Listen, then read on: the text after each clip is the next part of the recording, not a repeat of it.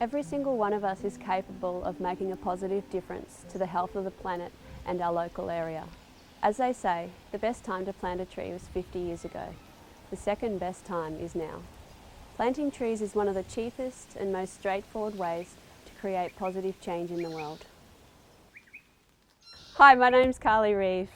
I recently started the Return the Trees movement here in the Moyne Shire. I'd like to show you how easy it is to collect seed, sprout and grow native trees, and how that positive change can be you. So the first thing that I do when I'm trying to figure out what plants to plant in an area that's got basically nothing on it is to use this amazing guide, which is called the Indigenous Plants and Environmental Weeds of Moyne Shire. Ecological vegetation classes prior to colonisation have been researched and mapped right across Australia. So you can ask your local council about getting a copy for your shire so that you can look up where you live on the map to see which species of plants were likely to have grown there before the area was cleared and drained. And so even if you live in an area where it's just bare paddocks, you can find out from the research that's already been done what types of species were likely to have been growing here and what are likely to grow well as well. So when I looked up where I live, here at Rosebrook, there were 2 different types of ecological vegetation types with a different list of species that I can use as a guide to figure out what I might plant here at my place. And the different plants are organised into groups. So you've got a section for the large trees, section for the small shrubs and the grasses, the sedges, the wildflowers and so on, going down smaller and smaller in size. And I always start with the biggest sized trees because if you plant those first, then they can have the biggest impact most quickly on changing the landscape. But also on the microclimate, the air and soil health, as well as providing food and shelter for animals.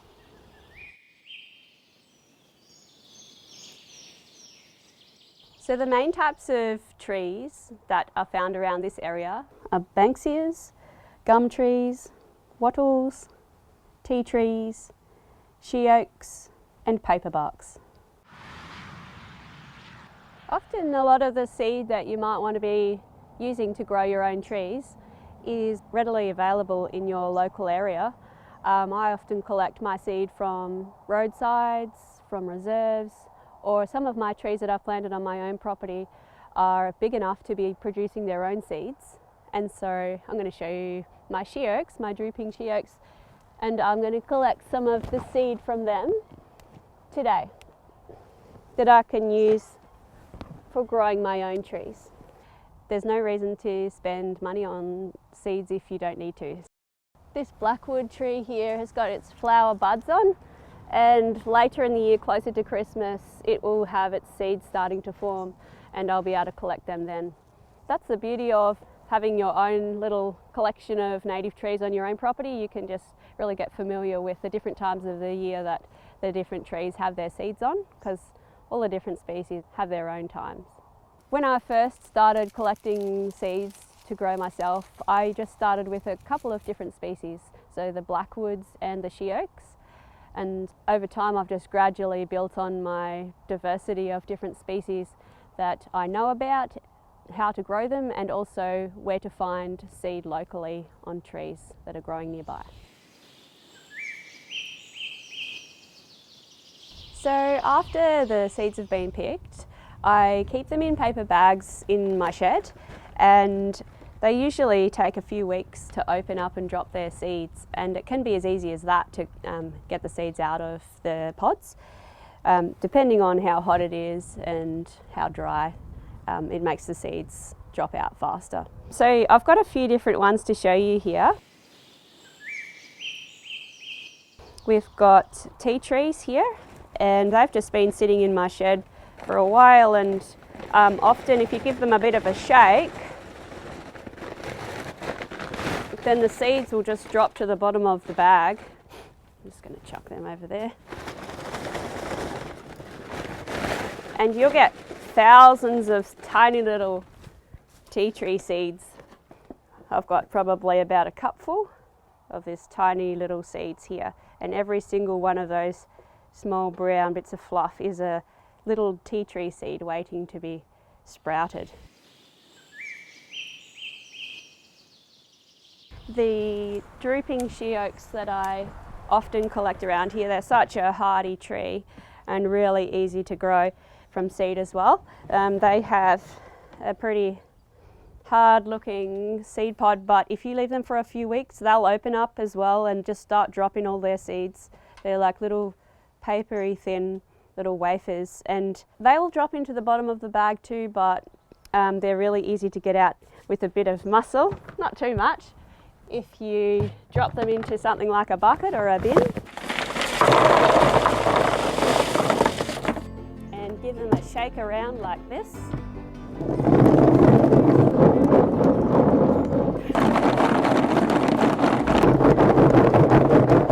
tip the seed pods back out.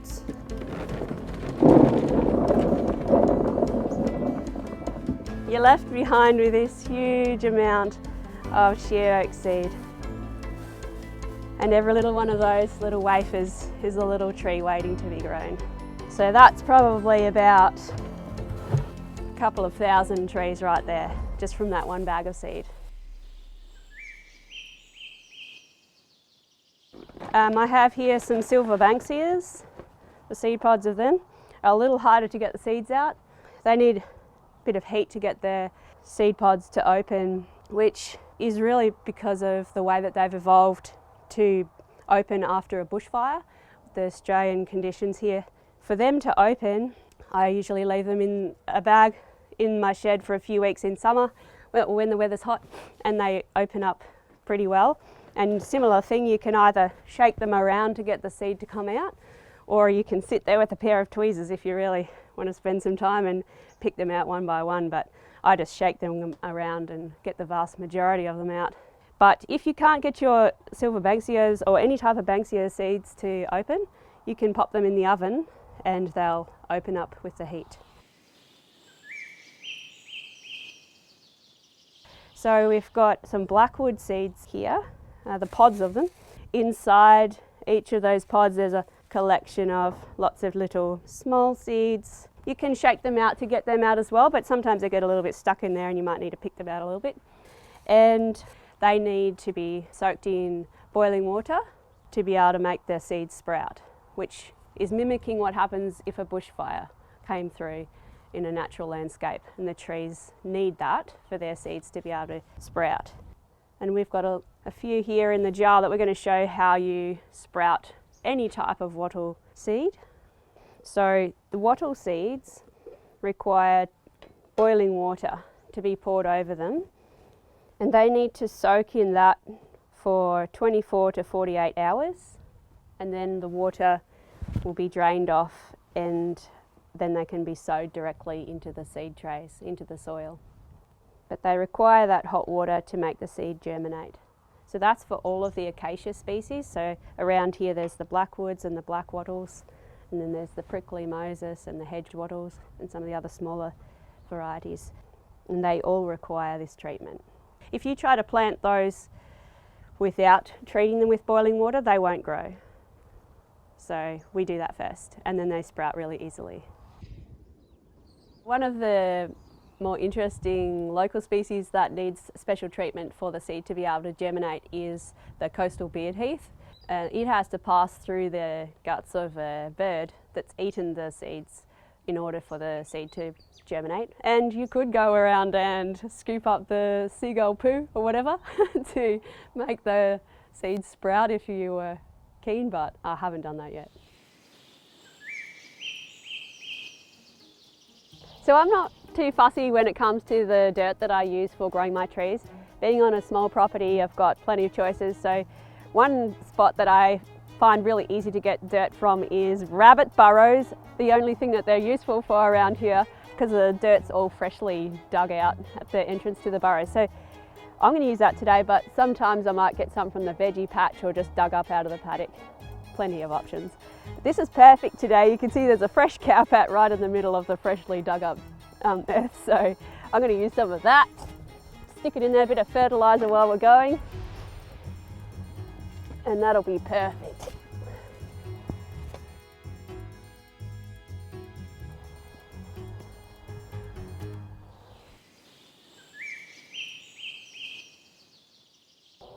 So now that we have our seeds, we're going to sow them into some soil in these trays here.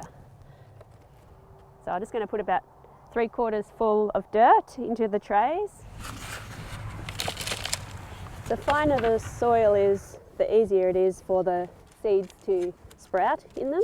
If your soil's got some big chunks of bark in it, or it's a little bit fibrous, you might like to sieve it first to make sure that it doesn't have too many big chunks in it. Any of the seeds that are really fine will sprout much better if you've got a finer type of soil with not too many big pieces in it. So after we've got our tray about 3/4 full of dirt there, we're just going to put a sprinkle of, these are the swamp gum seeds. So any of the gum trees, as I said, can be sowed directly into the soil without any special treatment. And so I'm just going to sprinkle that over the soil there. I like to do it pretty thick, get plenty coming up in each tray. Just spread it around pretty evenly. And then about 1/2 centimetre or 1 centimetre of soil on top is a good amount to cover up the seed. And then you pat it down firmly. If you've got any big bits of bark or anything in the way, sticks, just get them out. Make it a bit easier for the little seedlings to pop up. Okay, that's ready for watering in now. Give it a good soak. And so that method of sowing the seeds in the tray is the same for all the different types of trees that I grow. Even the wattles that we will have soaked overnight, they'll just still get planted in exactly the same manner. So we just have about 3/4 full of soil in the tray, a nice thick coat of the seeds covering that, evenly spread out, and then a centimetre or so of soil on top, pressed down flat and watered in. So ideally you want to have your trays of seeds and your little pots set up somewhere where it's sheltered from the wind and there's a natural light, plenty of natural light, and ideally a little bit of sunshine, but not full sun all the time because that can get a bit hot and dry for them. I normally water my plants a couple of times a week depending how much rain we're getting, and if I just notice that the dirt's starting to dry out, I'll give them a water, but normally twice a week's plenty. Normally I would expect the seeds to take 3 to 6 weeks to germinate, and that's what it's like in my experience, but you know, it could be longer, could be shorter, it might not happen at all, and that does happen to me pretty often as well. I might get a tray with nothing coming up in it and it's been a couple of months. So if that happens, just sow again and try again. So all going well, after a few weeks your little seeds might have sprouted into seedlings, and I've got a couple of trays here of scented paper barks and blackwoods that are ready to start pricking on. Pricking on is when you are moving the seedling from the tray into a little pot. When the seeds first sprout, they pop out 2 main leaves, which are not true leaves. They're called cotyledons, and you need to wait for a little bit longer before you start digging the little plants out to put into pots. So once they've popped those first 2 out, you wait a bit longer till the plant's about 2 centimetres high is a good size to move the little seedling from the tray into pots. So I don't spend any money on any of my materials for growing trees. That's intentional. I could, but I choose not to. I want to make this as cheap as possible for everybody, including myself. So all the pots that I use are just secondhand from other people who've done tree planting before, or ones that I've just saved from the past, and you can reuse these many times over. Once we fill them up with dirt, then we can do our pricking on of our seedlings. So I'm going to show you how I'm going to put the little blackwood seedlings that I have here into the pots. So the first thing is I have my dibbling stick, and we're going to make a little hole in the soil to pop the tree into. Make sure it's nice and deep. When we do the moving of the plant in, the roots, we need to make sure that they don't go into a J position. We want the roots to be pointing straight down the tube. because if the tree starts to grow with the root in a J position, when the tree is older and growing in the ground, it can make the tree more likely to tip over and fall over as a large tree. So we want the roots to be pointing straight down into the pot as we prick them on. So I'm just going to use my dibbler stick to lever up underneath the roots of the little seedling. Get down deep underneath it so that you don't break the roots off. And then I just hold the leaves gently to lift it up, pointing that root right down inside the pot in the hole. And I use my dibbler stick to gently press the dirt in around the seedling, and my finger as well, to make sure it's nice and firm around the root. You don't want to have any air pockets. You want the root to be completely in contact with the soil for it to get growing again as swiftly as possible, because disturbing the root of the little plant will slow it down with its growth. This is my first scented paper bark that I've ever pricked on.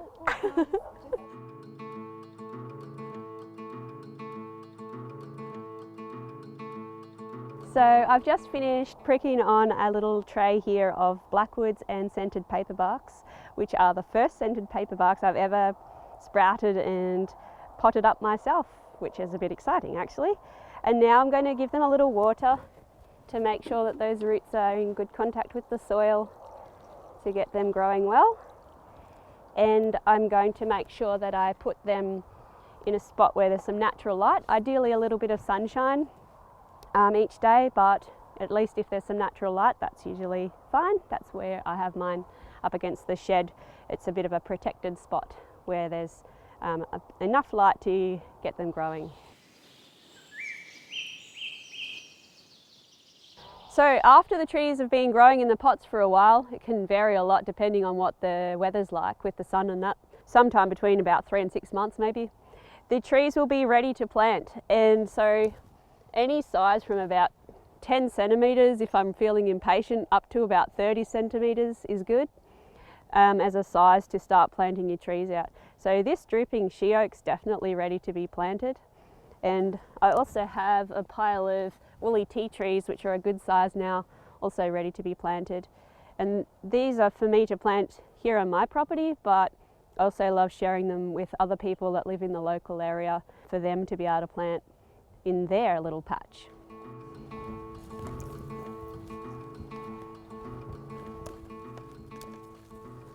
In the quest to save money yet again, I always just collect my own sticks from the paddock under the trees and use these chopped up as the stakes for my guards for my trees as I'm doing my planting.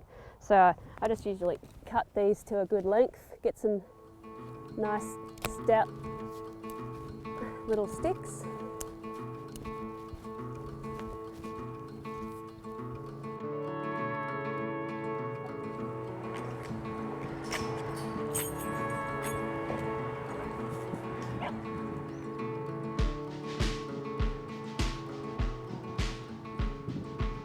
We're here in one of my shelter belts here that I've fenced off on my farm, and you can see behind me some of the big blackwoods that have grown really well, and they're fantastic shelter tree, really dense.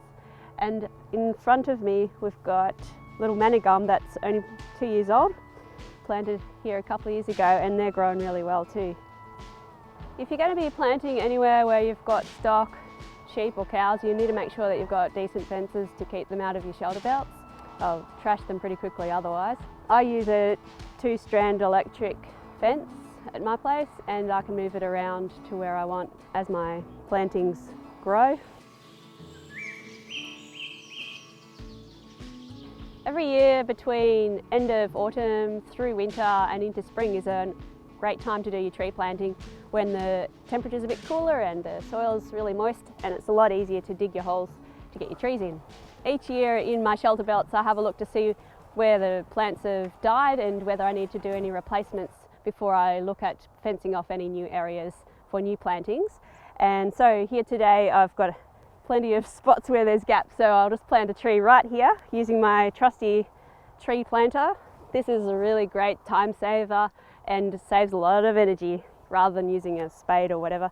So This tree planter, you just jump on it like a pogo stick and it punches a hole in the ground really easily if the soil's nice and moist, which it is today. And then I'm going to plant a little drooping she oak. Give it a bit of a squeeze to loosen it up. And I'll save that for later. And then into the hole it goes. Give it a bit of extra dirt. Make sure the roots are covered up really well with the soil. And press it in. Give it a bit of a water. I usually just water the trees once as I plant them, and then that's it. If you plant them at the right time of the year when temperature's cooler and the soil's moist, then you don't often have to do it again. It saves a lot of work. I always guard my trees because the rabbits around here are a real problem with nipping the trees off at ground level. So I make sure I put a guard around each tree. If you have wallabies, you also would need to guard your trees with something more substantial than a milk carton. Perhaps a wire cage over them works well. So I'm going to guard my tree using the stakes that we cut earlier to hold the guard in place.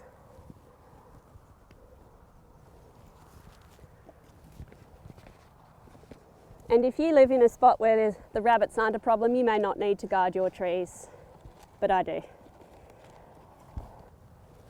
Beautiful. Seeing the young trees all planted out, the change in the views and the feeling of the place, the diversity of wondrous wildlife that the trees start to attract, and knowing that you're helping to make a positive difference to your local area and the planet, it's really rewarding.